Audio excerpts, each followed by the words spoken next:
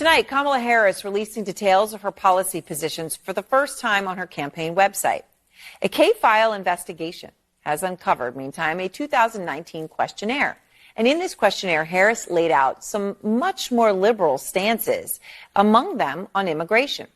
So in 2019, in what K-file found, she said she would cut funding to ICE, writing, quote, "Our immigrant detention system is out of control, and I believe we must end the unfair incarceration of thousands of individuals, families, and children.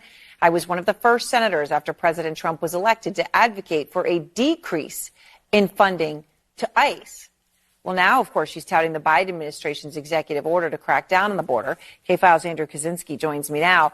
Andrew, that's pretty incredible on its own when you're talking about what you found here on ICE. What else did you find? Yeah, and this was a questionnaire that she filled out for the ACLU, and this questionnaire is really an interesting snapshot in time of that 2019 Democratic primary. Kamala Harris was trying to get to the left of Bernie Sanders. She was trying to get to the left of Elizabeth Warren, and you really see that in a lot of these answers, and I want to walk our viewers through a little bit of what she said. Let's just take immigration and look at what she said here.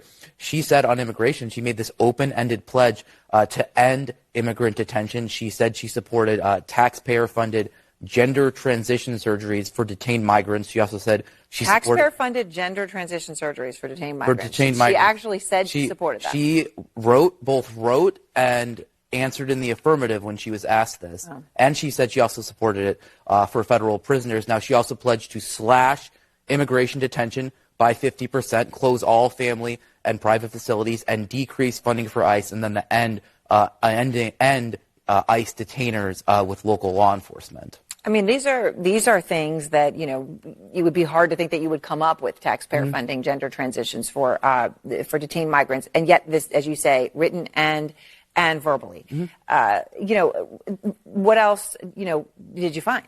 Well, let's take a look at her answer here on drugs. She got asked about, the question from the ACLU was, since drug use is better addressed as a public health issue through treatment and other programming, will you support the decriminalization at the federal level of all drug possession for personal use? And Harris answers yes. Now, what would that mean? Well, it mean the federal all drug possession. That's not just marijuana, which she alluded to in her answer to this question, but it also would mean it's federal level of all drug possession, fentanyl, crack, use. Cocaine, things like that. Yeah. Have they responded to you on her changes on these issues? So we did put this question to the Harris campaign about the entire ACLU questionnaire, and the Harris campaign didn't answer any questions from CNN. Instead, they just provided a statement from an unnamed Harris campaign advisor that just said, the vice president's positions have been shaped by 3 years of effective governance as part of the Biden-Harris administration. Now, they declined